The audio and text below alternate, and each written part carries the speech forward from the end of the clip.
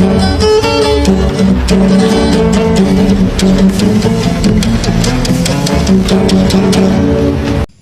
magandang gabi po sa inyong lahat, mga minamahal kong mga kababayan. Muli po, nandito na naman po yung lingkod, Epifanio Labrador, dito po sa ating programang Reaction Mo, Birada Ko.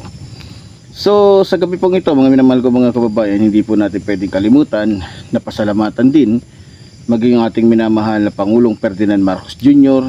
at maging ating minamahal at ginagalang na House Speaker Martin Romualdez at syempre ang ating talagang walang katulad First Lady Lisa Araneta Marcos na sadyang napakabuti at talagang hindi po at walang sawa pong lagi pong nakaantabay sa atin at talagang tumutulong po sa inyong lingkod, Epifanio Labrador.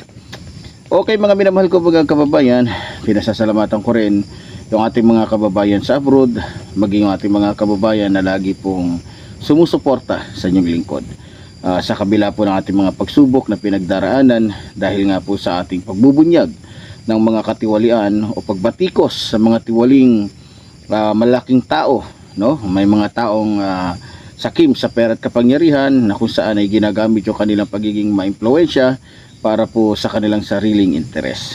So dahil po interes na rin din po yung ating pinag-uusapan sa gabing ito, gusto ko po kayong dalhin sa isang usapin na kung saan ay dapat malaman po natin at dapat isipin natin at dapat alamin natin kung ano ba yung interes ng bawat politikong gustong umupo sa kanilang mga pwesto. Kung sila ba ay makakatulong o sila ba ay makakadagdag lamang sa problema ng ating bansa. So marami po mga politiko ngayon na alam naman natin na kaya gusto nilang magkaroon ng posisyon o kapangyarihan dahil po sa sarili nilang interes. Sino-sino po ba ito? So bago po natin talakayin ito kung sino-sino sila, kaya ko po gustong pag-usapan natin ito dahil po sa, alam nyo, napakarami po kasing mga politiko ngayon na maliban sa sariling interes lamang nila yung kanilang iniisip, mayroon pong mga tao nakikinabang sa kapangyarihan nila na pangsarili lang din ang iniisip, na kung saan ginagamit yung kapangyarihan ng iba para po umabuso sa iba o sa iba nating mga kababayan. So nga pala, sorry, salamat din sa aking mga kasama na lagi pong umaalalay sa akin kagaya ngayon. So sila po ang nagbibigay suporta sa akin sa bawat vlog na aking ginagawa. Sila po ay nakaantabay, nagbabantay, at yon, salamat din po sa ating mga kasama. Okay, gusto kong umpisahan natin, gusto kong pag-usapan natin si Bato de la Rosa. So sa mga nakakakilala kay Bato de la Rosa, alam naman natin kung sino si Bato de la Rosa. Bago siya naging senador, siya po ay naging chief of staff ng PNP.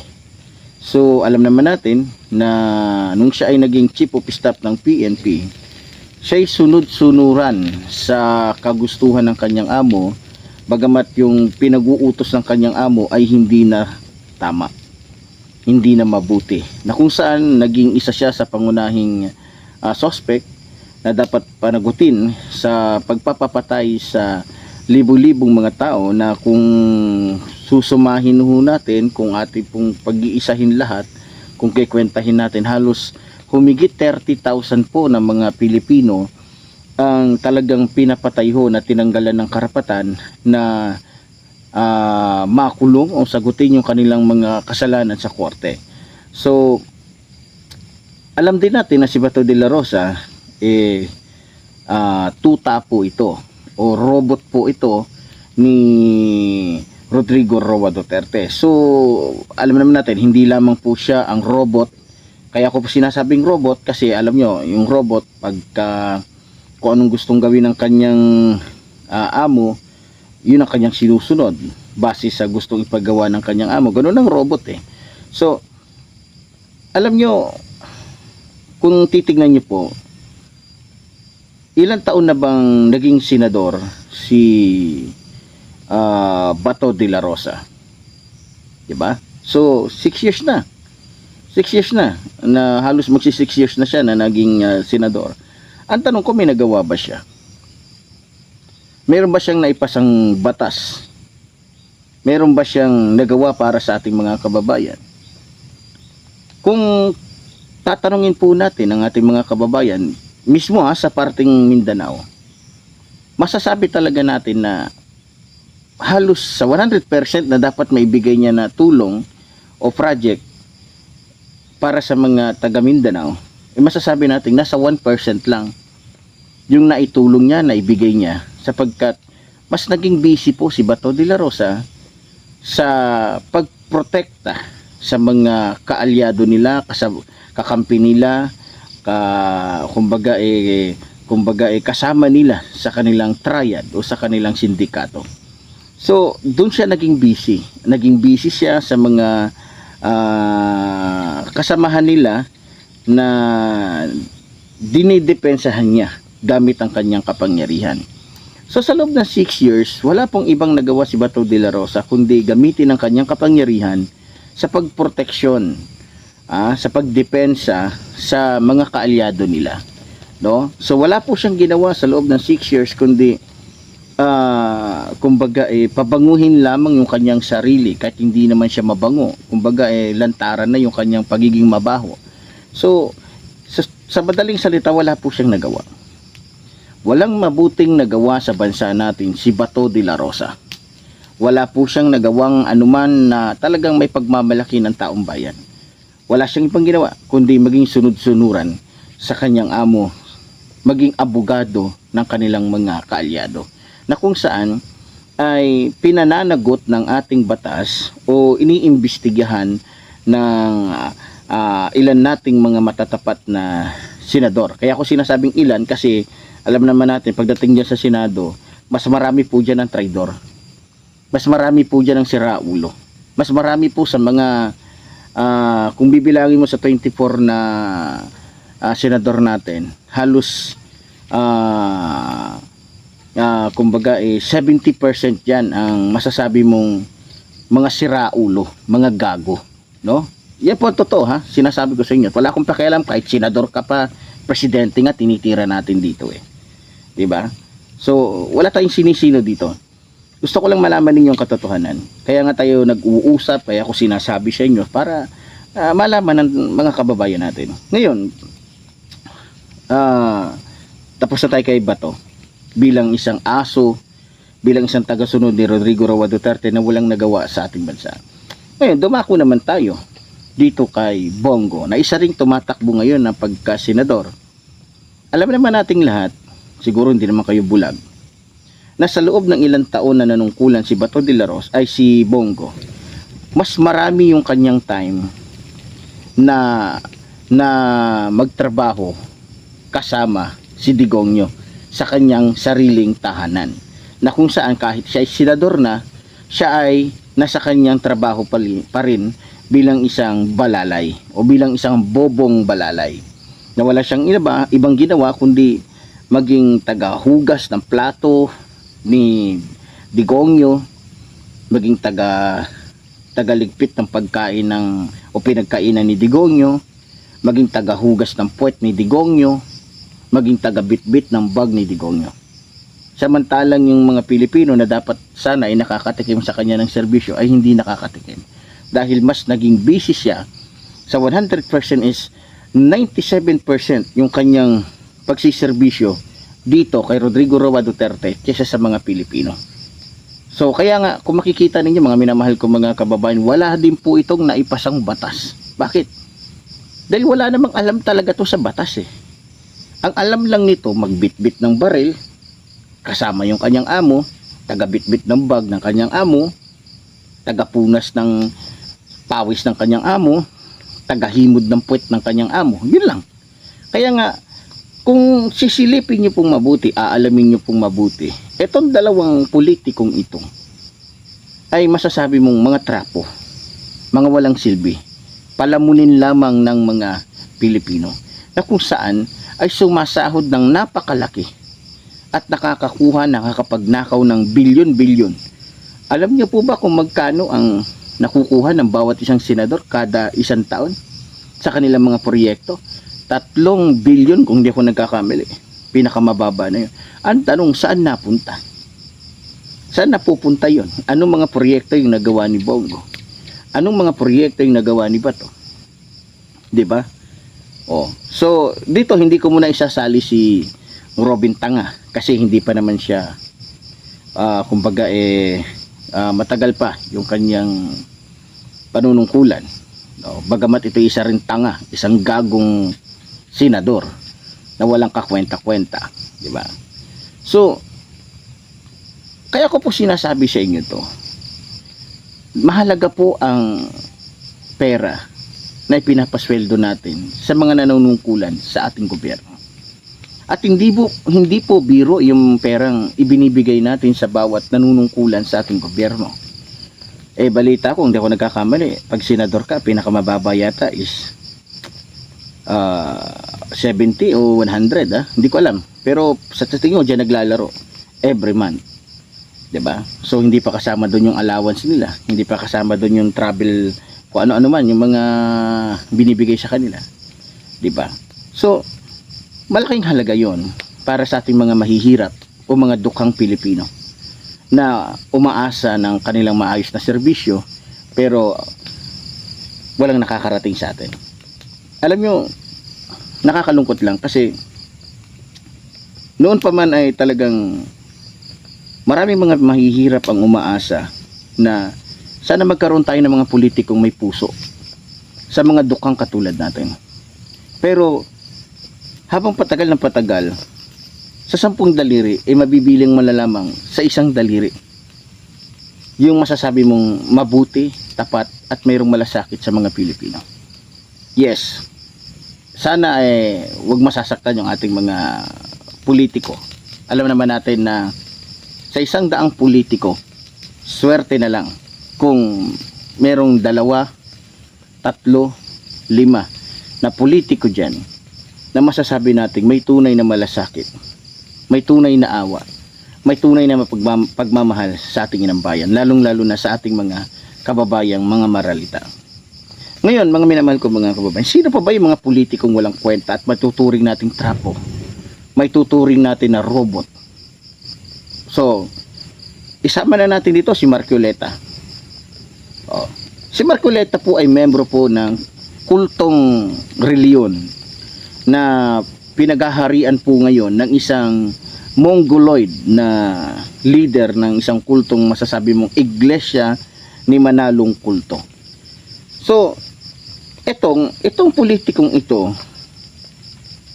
kung ano po ang sinasabi ng pamunuan ng iglesia ng kulto sa kanya, yun po yung kanyang ginagawa. Katulad na lamang po nung ginawa niyang pagdepensa kay Sara Bulate, na mas kilala po ngayon sa katawagang Mary Grace Piatos. No, na masasabi nating may tama talaga sa utak at talagang wala sa tamang pag-iisip dahil nga sa kanyang pananalita, sa kanyang pagbabanta, etc. Kung masasabi mo talaga na hindi siya para maging vice president, lalo na maging pangulo. So ito si Marcoleta, kung titignan po ninyo, bagamat siya ay isang congressman, pero ito po ay robot. No, robot. Isang laruan na kung ano ang ibig ng kanyang amo, yun ang nasusunod. Wala siyang sariling desisyon, kundi ang nagtuturo sa kanya, ang nagdedirect sa kanya ay yung leader ng isang reliyon, na kung saan ikasabwat po ng mga Duterte para ipasakop ang ating bansa sa mga mapanakop na bansa katulad po ng China. So, isa po to sa masasabi nating trapo, walang kwentang politiko, na kung saan ay isang robot katulad ni Bato de la Rosa at ni Bongo, na kung saan puro mga robot. So, sino pa ba? Sino pa ba yung matuturing natin ng mga robot? Kung iisa-isahin ko sa inyo, maaaring kukulangin po ang buong araw. Kasi alam naman natin na hindi lamang po si Bato de la Rosa, hindi lamang po si Bongo, hindi lamang po si Aimee at iba pa yung nagiging robot ngayon, na sunod-sunuran na lamang sa gustong ipagawa sa kanila ng kanilang amo, katulad po ni Rodrigo Roa Duterte, na pinuno ng pinaka delikadong sindikato na may tuturing mong makakalintulad sa isang mafia, no? So yung mga politikong yan na nabanggit ko, mga minamahal ko mga kababayan, kagaya ngayon ni Vic, yan, yung dating yung ngayon yung naninira, isang abogado, para sa akin, iisahin ko na, marami po mga politiko ngayon na sinisiraan po ang ating mahal na Pangulo, lalong-lalo na yung kanyang administrasyon. Sino-sino ba ito? Malalaman nyo naman eh. Ito mga naninirang ito po ay mga kalaban sa politika ng ating minamahal na Pangulong Ferdinand Marcos Jr. Na kung saan naniniguro na masira ang ating mahal na Pangulo nang sa ganon, sila yung lumabas na mabuti, sila yung, sabihin na natin na ang kanilang intensyon ay para sila yung mailuklok sa kapangyarihan. Alam naman natin eh, wala naman silang ibang intensyon eh. Wala silang ibang habol kung bakit kailangan nilang sirain ang ating mahal na Pangulo dahil ang kanilang intensyon para sila ang maluklok sa kapangyarihan. Yan po ang katotohanan. So, sa ating mga kababayan na mayroon pong sapat na pag-iisip, ang gusto ko lamang pong sabihin sa inyo, sana sa pagpili ninyo ng mga kandidato, piliin ninyo yung mga kandidatong hindi mga robot. So, yun lamang po ang gusto ko na mangyari sana. So, sa darating po na eleksyon, kung kayo po sana ipipili ng mga politiko, unang-una, huwag nyo pong piliin at huwag nyong iboto yung mga politikong katulad ni Bato de la Rosa, ni Bongo, ni Marcoleta, dahil yan po yung mga uri ng mga politikong mga robot. Ang kailangan po natin mga politiko ay tunay na mga tao na mayroong pag-ibig sa ating inang bayan, lalong-lalo na sa mga maralitang Pilipinong katulad po natin.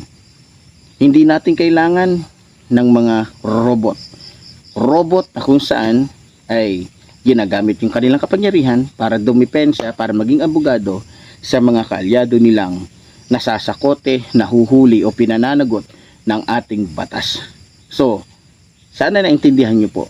Sana naunawaan nyo yung sinasabi ko, na ang kailangan natin ay mga politikong mayroong paninindigan para sa kaunlaran, sa kabutihan, sa kapayapaan, isang politikong may tunay na pag-ibig sa ating inang bayan at higit sa lahat sa mga Pilipinong maralitang katulad natin. Kaya muli po, bago tayo magtapos, sana po isuportahan nyo po ang mga kaalyado ng ating mahal na Pangulong Ferdinand Marcos Jr. Dahil natitiyak ko na sila ay kaisa ng ating mahal na Pangulo para sa tunay na pagbabago at syempre para makita natin yung tunay at yung bagong Pilipinas. Diba? Na kung saan sa bagong Pilipinas ay makikita natin yung tunay na kaunlaran dahil sa mga politikong may tunay na pag-ibig sa ating inang bayan. Katulad po ng ating minamahal na Pangulong Ferdinand Marcos Jr. at ng kanyang mga kaalyado at maging ng ating minamahal na House Speaker Martin Romualdez. Nakita nyo naman, todo-todo po yung kanilang paninira sa ating ginagalang at minamahal na House Speaker Martin Romualdez. Dahil alam nila na kapag hindi nila sinira ang ating ginagalang na House Speaker, ay talagang ang mga Pilipino ay lubos na magtitiwala sa mga Pilipinong katulad nila na mayroon tunay na malasakit sa ating inang bayan. Kaya nga gumagamit na sila ng AI, gumagamit na sila ng kung ano-ano para lamang po sirain ang ating mahal na Pangulo, maging ating minamahal na Speaker Martin Romualdez. Pero ganun pa man, sa kabila ng kanilang mga paninira, alam ko na kayong lahat, ako, tayo ay gising na sa katotohanan. Kaya kahit ano man ang gawin nila, hindi nila matitibag at hindi nila mababago ang kaisipan ng mga Pilipinong nakakakita ng tunay na pagbabago na ipinapakita o pinapamalas ng ating minamahal na Pangulo at maging ang ating House Speaker Martin Romualdez. So, muli po, tulad po ng sinasabi ng iyong lingkod, mabuhay po ang ating inang bayan, mabuhay po nagmamahal sa ating inang bayan. Maraming salamat po.